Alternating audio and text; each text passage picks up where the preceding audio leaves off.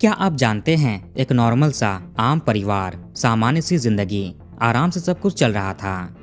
घर का खर्च उठाने वाले, पालन पोषण करने वाले परिवार के एक अहम सदस्य शाम को घर से निकले सब्जी लेने के लिए, लेकिन फिर कभी लौटते नहीं हैं, रास्ते से ही गायब हो गए।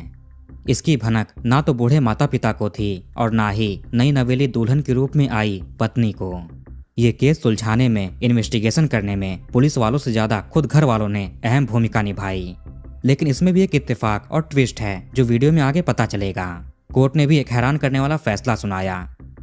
नमस्कार दोस्तों, तो क्या हाल चाल है आपके। आज हम बात करने वाले हैं राकेश कुमार एके राहुल कंझावला केस के बारे में। इस घटना की शुरुआत होती है दिल्ली के साउथ वेस्ट डिस्ट्रिक्ट के अंतर्गत आने वाले एक सेंसस टाउन छावला से। यहीं पर एक सामान्य सा परिवार रहा करता था जिसके देखभाल की जिम्मेदारी थी राकेश कुमार जी पर, अलायस राहुल। उम्र होगी 25-26 साल। इनके परिवार में माता पिता, पत्नी, भाई, इसके अलावा और भी मेंबर्स थे। इस परिवार की फाइनेंशियल कंडीशन उतनी कुछ खास नहीं थी, फिर भी राकेश जी मेहनत करके परिवार चला रहे थे। इनका एक छोटा सा बिजनेस था। जो लोग बिजनेस करते होंगे उन्हें पता होगा कि इसमें कितना रिस्क होता है। कुछ गड़बड़ हो जाए तो सारा नुकसान खुद ही उठाना पड़ेगा। राकेश जी के कारोबार में भी थोड़े नुकसान हो रहे थे, इसलिए इन्होंने सोचा कि कोई स्टेबल नौकरी, कोई जॉब कर लेनी चाहिए। अभी वाले काम को साइड बिजनेस के रूप में करेंगे, टेंशन थोड़ी कम रहेगी। वैसे राकेश जी को मानसिक रूप से थोड़ी प्रॉब्लम थी, फिर भी ये दिक्कत इनकी लाइफ में बाधा नहीं बनती है। पूरी लगन से काम काज किया करते हैं। मेन घटना 2016 के दिनों की है। इससे लगभग 2.5-3 साल पहले 2013 के आसपास राकेश जी की शादी सपना नामक लड़की से होती है, जो 22 या 23 साल की थी। इनका घर हरियाणा के झज्जर जिले के बहादुरगढ़ इलाके में है। इनकी ये अरेंज मैरिज थी, दोनों परिवारों की सहमति से हुई थी शादी। राकेश जी के जो छोटे भाई थे वो भी कोई काम करते हैं, इसके चलते उनको लंबे समय के लिए घर से बाहर रहना पड़ता था। उन दिनों सोशल मीडिया का क्रेज उतना नहीं था, इसीलिए लोग बेसिक फोन से यूज किया करते थे जो कीपैड वाला होता है। हालांकि राकेश जी के छोटे भाई के पास स्मार्टफोन था, पर इसे खरीदकर भाई को बहुत पछतावा हो रहा था। एक तो महंगा था, ऊपर से बैटरी भी जल्दी डिस्चार्ज हो जाया करती थी। अब ये रोज चार्जर साथ में लेकर तो घूमेंगे नहीं। हालांकि इनका यही फोन आगे चलकर इस केस में एक अहम सुराग देने वाला है।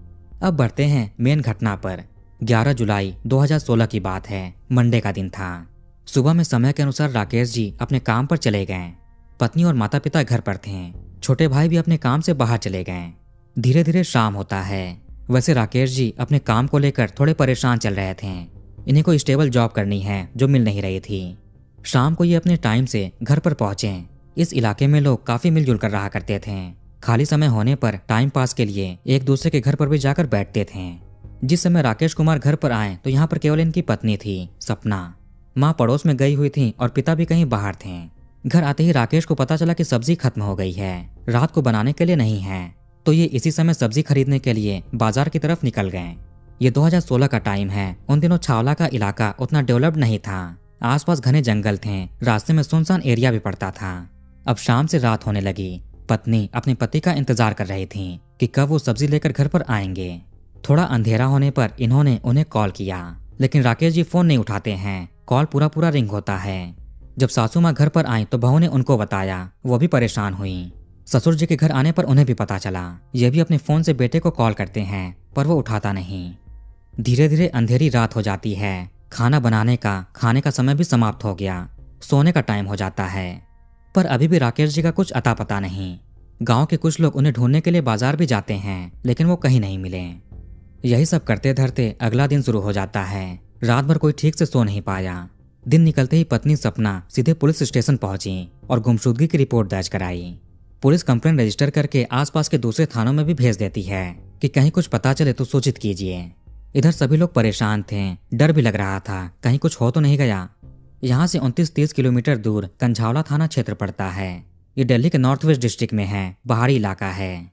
बिल्कुल सुबह सुबह का समय था जब एक मंदिर के पुजारी जी खंजावला के सुनसान जंगल वाले रास्ते से होकर पैदल गुजर रहे थे। तभी इन्होंने रोड के किनारे एक अजीब सी चीज देखी। करीब जाने पर समझ आया कि यह तो कोई आदमी है। उनकी कंडीशन बहुत खराब थी, ऐसा लग रहा था जैसे अग्नि के प्रभाव में आ गए हों। इसके बाद पुजारी जी ने रास्ते से गुजर रहे लोगों को रोककर इसके बारे में बताया। लोग भी यहाँ पर जमा होने लगे। तुरंत किसी ने पुलिस को इसकी सूचना दी। पुलिस की टीम मौके पर पहुंचती है। पता चला कि वो आदमी जीवित है, उसकी सांसें अभी भी चल रही हैं। बिना देरी किए इनको नजदीकी हॉस्पिटल ले जाया गया। हालांकि ये आदमी कुछ भी बताने की हालत में नहीं थे। पुलिस और डॉक्टर्स के अनुसार ये 80% से ज्यादा अग्नि से प्रभावित थे। खंजावला पुलिस को इस आदमी की पहचान जानने में ज्यादा दिक्कत नहीं होती है। इनके पास कई तरह के पहचान पत्र, मोबाइल फोन, डॉक्यूमेंट्स इत्यादि थे। ये सब पुलिस को घटना वाली जगह से ही बरामद हो गया था। ये शख्स कोई और नहीं बल्कि राकेश कुमार हैं, अलायस राहुल। इनके फोन में पत्नी का नंबर था। पुलिस ने सपना से कांटेक्ट किया। इधर हॉस्पिटल में हालत नाजुक थी, डॉक्टर्स ने भी जवाब दे दिया। इसीलिए राकेश जी को राम मनोहर लोहिया हॉस्पिटल रेफर किया जाता है। ये सेंट्रल गवर्नमेंट हॉस्पिटल है, कनॉट प्लेस के पास। खबर मिलते ही परिवार के लोग भी यहाँ पर पहुंच जाते हैं। इन्होंने राकेश की पहचान की। अब सवाल था कि इनकी हालत ऐसी कैसे हुई है, अग्नि के प्रभाव में कैसे आए। डॉक्टर्स के अनुसार पेट्रोल को फ्यूल की तरह यूज किया गया था। जिस स्थान पर ये पड़े हुए थे वो इलाका भी काफी सुनसान था। रात को तो और भी सन्नाटा पसरा रहता है। वहां पर राकेश जी आखिर क्यों गए थे या फिर कौन लेकर गया? ये घर से 30 किलोमीटर दूर था। राकेश जी तो सब्जी लेने के लिए घर से निकले थे, फिर इतनी दूर कंझावला कैसे पहुंचे? वैसे तो राकेश जी कुछ भी बातचीत करने के हाल में नहीं थे, फिर भी इनके छोटे भाई ने इनसे बात करने की कोशिश की। आखिर आपके साथ क्या हुआ था, कौन है इसके पीछे?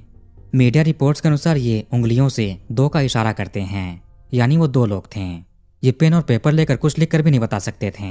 भाई की तहरीर पर पुलिस अननोन के खिलाफ IPC 304, 120B और 34 के तहत केस दर्ज करती है। जो कि राकेश की पत्नी ने गुमशुदगी का केस छावला थाने में दर्ज कराया था और भाई ने घटना अंजाम देने की कोशिश और सबूत मिटाने का केस खंजावला थाने में। इसीलिए दोनों पुलिस स्टेशन की पुलिस कंबाइन इन्वेस्टिगेशन शुरू करती है। सब कुछ DCP साउथ वेस्ट की निगरानी में था। पुलिस ने राकेश के परिवारजनों से पूछताछ शुरू कर दी। 11 जुलाई के दिन क्या क्या हुआ था, राकेश कहाँ कहाँ पर गए थे, किससे किससे मिले होंगे, घर वाले जितना जानते थे वो बताते हैं। पुलिस ने राकेश जी के फोन के कॉल डिटेल रिकॉर्ड भी निकलवाए। आखिरी समय में इन्होंने किससे बातचीत की होगी, इनकी किससे दुश्मनी थी, इसका भी पता किया जाता है। हाल में कोई झगड़ा विवाद हुआ हो, प्रॉपर्टी को लेकर कोई टेंशन हो। उधर हॉस्पिटल में ये जूझ रहे थे, आखिरी सांसें चल रही थीं। डॉक्टर्स ने भी जवाब दे दिया था, जब तक हैं तब तक हैं, बाकी भगवान की मर्जी। अगर राकेश जी को सब्जी लाने के अलावा कहीं और भी जाना होता तो अपनी पत्नी को जरूर बताते हैं। ऊपर से ये घर से पैदल भी निकले थे क्योंकि बाजार करीब में था। ये घटना कोई जाने अनजाने में हुई अनहोनी है या किसी ने साजिश की है, इसको लेकर भी पुलिस के मन में सवाल थे।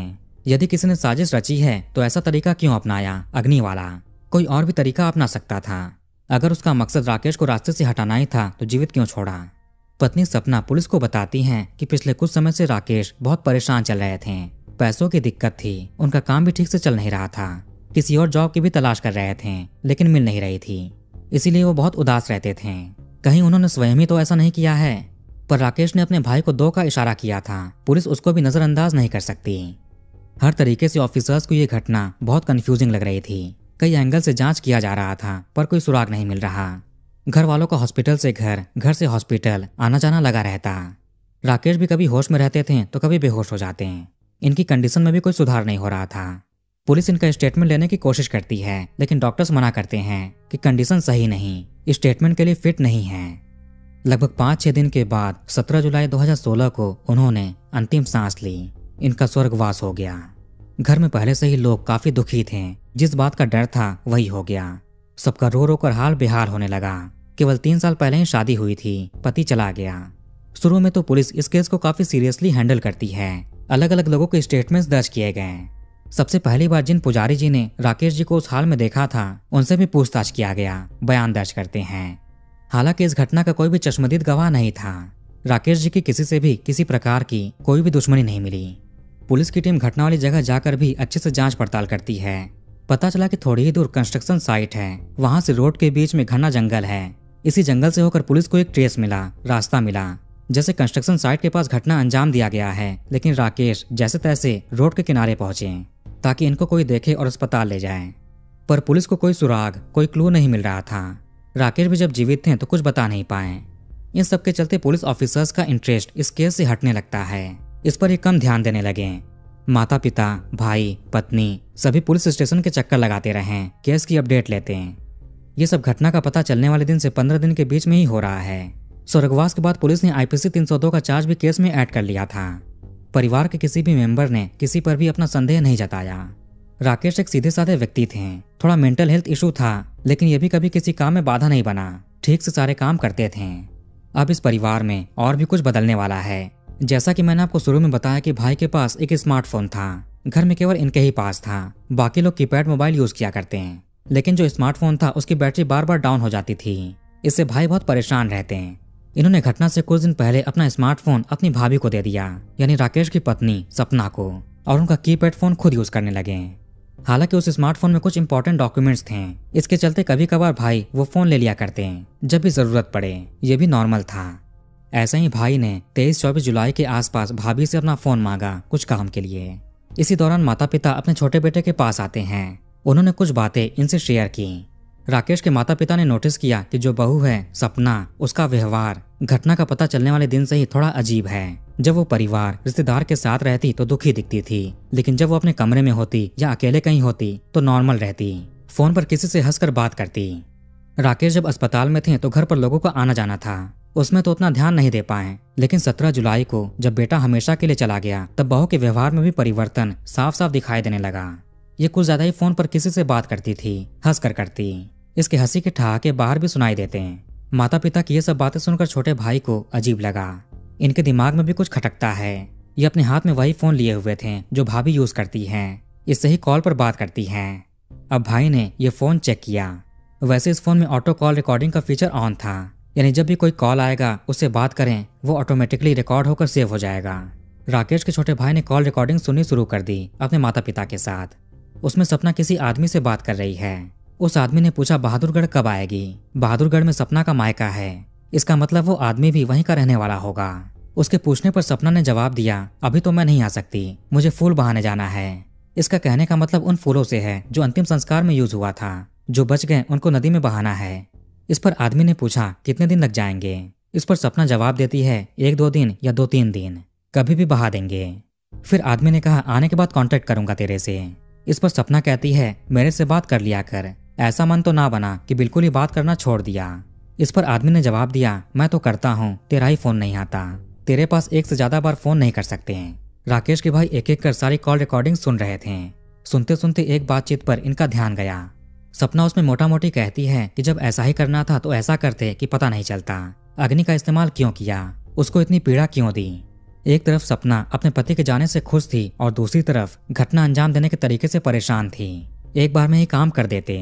एक और कॉल रिकॉर्डिंग हाथ लगी जो 11 जुलाई की रात की थी। उसमें उस आदमी ने सपना से कहा कि काम करवा दिया। फिर पूछता है तेरे पास कोई है तो नहीं। इधर सपना कुछ ढूंढ रही थी और कहा कि मेरे पास कोई नहीं है। एक और कॉल रिकॉर्डिंग मिली, उसमें वो आदमी सपना पर थोड़ा गुस्सा करते हुए पूछ रहा था कि तूने सब कुछ बता दिया जब घर वालों ने तुझ पर दबाव डाला। इधर से सपना हैरान होकर मना करती है कि ऐसा कुछ भी नहीं किया। अब ये दोनों किस विषय पर बात कर रहे थे आप समझ सकते हैं। ये कॉल रिकॉर्डिंग सुनकर माता पिता भाई सभी हैरान रह गए। पहले तो यकीन नहीं हुआ। इन्होंने बाकी रिश्तेदारों को बताया। इस फोन को लेकर भाई सीधे पुलिस के पास पहुंचे, उनको कॉल रिकॉर्डिंग सुनाई, सब कुछ बताया। इधर घर वालों ने भी सपना को बैठाकर पूछताछ की। थोड़ा दबाव बनाया तो इसने रोते हुए सब कुछ बता दिया कि हाँ राकेश के उस हाल के पीछे इसकी ही साजिश थी। पुलिस उस फोन की सारी call recordings, call detail records सब कुछ निकलवाती है। कई बार उस एक नंबर पर बहुत बात होती थी। पता चला कि वो नंबर विकी अलायंस विकास नाम के आदमी का है जो बहादुरगढ़ का रहने वाला है। 25 जुलाई को दिल्ली पुलिस सपना को अरेस्ट करती है। उधर विकास और उसके साथी फरार हो गए। पुलिस ने उनको ढूंढना शुरू किया। इधर सपना से पुलिस अपने अंदाज में पूछताछ करती है। ये केस ठंडे बस्ते में जा रहा था, लेकिन घर वालों की तफ्तीश और समझदारी ने इस केस को खोल कर रख दिया। अब सवाल था कि सपना जिसकी केवल 3 साल पहले शादी हुई, उसने अपने पति को रास्ते से क्यों हटाया। शुरू में ये खुद भी दुखी होने का नाटक करती रही। स्वयं थाने जाकर गुमशुदगी भी दर्ज कराया ताकि लोग इस पर संदेह ना करें। वैसे इस केस में जो कोर्ट का फैसला आता है, जो चीजें कोर्ट में पेश की गई, वो भी एक तरह से अजीब चीजें हैं जो आपको थोड़ी ही देर में पता चलेगा। सपना बहादुरगढ़ की रहने वाली है, विक्की भी उसी इलाके का है। दोनों एक दूसरे से बहुत प्यार करते थे और शादी करना चाहते थे। लेकिन सपना के घर वालों ने अपनी बेटी का रिश्ता दिल्ली के छावला के रहने वाले राकेश कुमार से तय कर दिया। फिर भी सपना इसका जरा भी विरोध नहीं करती। अपने घर वालों से कुछ नहीं कहा। अगर इसको शादी नहीं करनी थी तो पहले ही मना कर देती या अपने प्रेमी के साथ घर से भाग जाती। पर ऐसा क्यों नहीं किया? पति को ही रास्ते से क्यों हटा दिया? ये अपने घर वालों से बात करने से डरती थी, पता नहीं वो लोग क्या करेंगे। फिर ये चुपचाप शादी करके ससुराल चली आई। लेकिन इसका विक्की से बातचीत करना, मिलना जुलना बंद नहीं होता है। पति से झूठ बोलकर बाहर जाती थी और घूमती थी। ससुराल में इसको कोई रोकने टोकने वाला नहीं था। मायके की अपेक्षा ससुराल में प्रेमी से ज्यादा मिल पाती। लेकिन एक दिन राकेश जी को सारी सच्चाई पता चल जाती है कि ये किससे मिलती है, किससे फोन पर बात करती है। जब उसको ये समझाते हैं तो उल्टा वो बहस करने लगी। हालांकि इसके बारे में पति पत्नी और प्रेमी के अलावा किसी और को नहीं पता था। पति विरोध जताने लगे। अब तो इन्हें पता चल चुका है, किसी और को बता दिया तो दिक्कत हो सकती है, इज्जत भी चली जाएगी, परिवार के लोग क्या सोचेंगे, ये फिर अपने मायके भी किस मुंह से जाएगी। इसके बाद सपना ने विक्की के साथ मिलकर प्लान बनाया। अब विक्की क्या करेगा इसके बारे में सपना को भी नहीं पता। इसको बस इतना कहा कि तुम अपने पति को बहला फुसलाकर इससे मिलवा दो, बाकी ये देख लेगा। सपना ऐसा ही करती है। 11 जुलाई की शाम को जब राकेश घर पर आए, चूंकि पत्नी जानती थी कि पति नौकरी की तलाश कर रहे हैं, इसलिए इसने कहा कि इसकी जान पहचान के एक व्यक्ति हैं, आपके लिए एक नौकरी है, मैंने तो उनसे बात कर लिया है, एक बार आप भी कर लीजिए।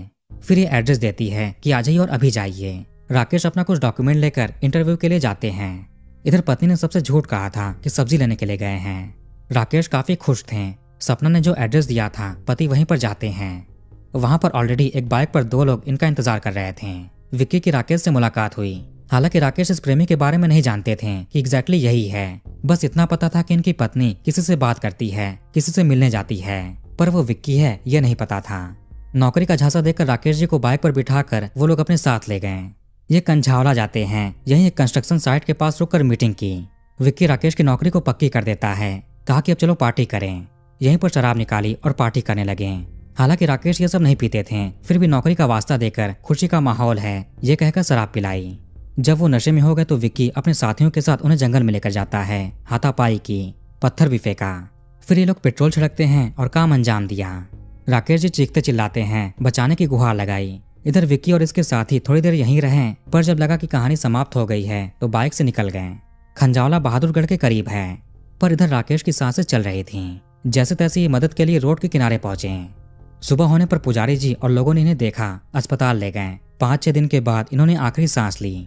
पुलिस ने सारे बयान के आधार पर कई एविडेंस इकट्ठा किए। इसमें 4 लोग आरोपी बनाए जाते हैं, सपना, विकास उर्फ विक्की, अमित और रोहताश। पुलिस ने कई मोबाइल फोन जब्त किए, उनके कॉल डिटेल रिकॉर्ड्स, सपना और विक्की के बीच की कॉल रिकॉर्डिंग, वो बाइक जिसका कथित तौर पर इस्तेमाल किया, सबको जुटाकर पुलिस चार्जशीट तैयार करती है। द्वारका सेशन कोर्ट में ट्रायल शुरू होता है। इसमें 29 विटनेसेस प्रोसिक्यूशन की तरफ से थे, यानी राकेश कुमार की तरफ से। प्रोसिक्यूशन वकील के अनुसार सपना ने विक्की, अमित और रोहताश के साथ मिलकर पति को रास्ते से हटाया है, उसे नौकरी का झांसा देकर उनके साथ भेजा। लेकिन वो कॉल रिकॉर्डिंग जो सपना और विक्की के बीच की थी, इसको एस्टैब्लिश करने में असमर्थ हुए। जो पुजारी जी थे वो हॉस्टाइल हो जाते हैं और भी कुछ विटनेसेस, यानी अपने बयान से ये लोग पलट गए। जो पुलिस में बताया था वो कोर्ट में आते ही मुकर जाते हैं। राकेश के भाई ने जो राकेश के स्टेटमेंट या उसके इशारे पर एफआईआर कराई थी, उसे भी प्रोसिक्यूशन वकील एस्टैब्लिश नहीं कर पाए, क्योंकि इलाज के दौरान डॉक्टर ने राकेश अलायस राहुल को नॉट फिट फॉर स्टेटमेंट का टर्म दिया था, यानी किसी भी तरह का बयान देने की हालत में नहीं, जिस वजह से ये एडमिसिबल नहीं है। ये बात डिफेंस के लॉयर ने रखी जो आरोपियों की तरफ से आए थे। केस को सपोर्ट देने के लिए प्रोसिक्यूशन वकील ने कई सर्कमस्टेंशियल एविडेंस प्रस्तुत किए, पर इनके पास डायरेक्ट एविडेंस कोई भी नहीं था। कोई चश्मदीद गवाह नहीं, किसी ने भी घटना को होते हुए नहीं देखा था और न ही किसी को आते जाते देखा। जो सबूत रखे गए वो भी ठीक से एक्सप्लेन नहीं कर पाए। सर्कमस्टेंशियल एविडेंस भी कमजोर था। डिफेंस लॉयर ने कॉल रिकॉर्डिंग पर सवाल उठाया और राकेश ने भी किसी को आइडेंटिफाई नहीं किया था जब वो हॉस्पिटल में थे। प्रोसिक्यूशन वकील इस घटना को अंजाम देने की वजह इसके मोटिव को भी एस्टैब्लिश करने में असमर्थ हुए। सपना और विक्की एक दूसरे से प्यार करते हैं ये भी प्रूव नहीं कर पाए। पुजारी जी समेत कई की विटनेसेस हॉस्टाइल हो जाते हैं, जिसने केस को और भी कमजोर कर दिया। भले ही सबूत कई हों, लेकिन उनका केस में लिंक करना बहुत जरूरी है, वरना एडमिसिबल नहीं माना जाएगा। क्रेडिबिलिटी पर भी सवाल उठेंगे। डिफेंस लॉयर ने ऐसे ऐसे तर्क दिए जिसका जवाब प्रोसिक्यूशन लॉयर के पास नहीं था। परिणाम क्या हुआ, ये केस आगे खिंचता रहा। खिंचते खिंचते 2016 से 2025 आ गया। 9 साल हो गए। 17 सितंबर 2025 को द्वारका कोर्ट सपना, विक्की, अमित और रोहताश इन सभी को सबूतों के अभाव में बाइज्जत बरी कर दिया। इन्हें छोड़ दिया जाता है। सभी चार्जेस से ये लोग मुक्त हो गए। जब प्रोसिक्यूशन वकील मोटिव ही नहीं प्रूव कर पाए कि क्यों घटना अंजाम दिया गया। सपना और विक्की प्रेमी प्रेमिका हैं, इसका एविडेंस क्या है? ना तो ससुराल वालों ने और ना ही मायके वालों ने कभी विक्की का नाम सुना। जो गवाह थे वो भी आगे चलकर मुकर गए। इन्हें भी कुछ नहीं पता उस रात राकेश कुमार जी के साथ क्या हुआ था। ये उनके अलावा और कोई नहीं जानता। वो भी कई दिन तक जीवित रहे, फिर भी बता नहीं पाए। पर इनकी इस केस में गलती क्या थी? आखिर ये सब चीजें क्यों झेलनी पड़ी? इन्हें न्याय कब मिलेगा? कुछ अता पता नहीं। जिन पर संदेह था वो सभी छूट चुके हैं। तो वीडियो को पर खत्म करते हैं। आप कमेंट करके अपनी राय बताइए। इस वीडियो को लाइक और शेयर जरूर करिए और हमारे चैनल को सब्सक्राइब करके बेल आइकन ऑन कर लीजिए। मिलते हैं नेक्स्ट वीडियो में। धन्यवाद।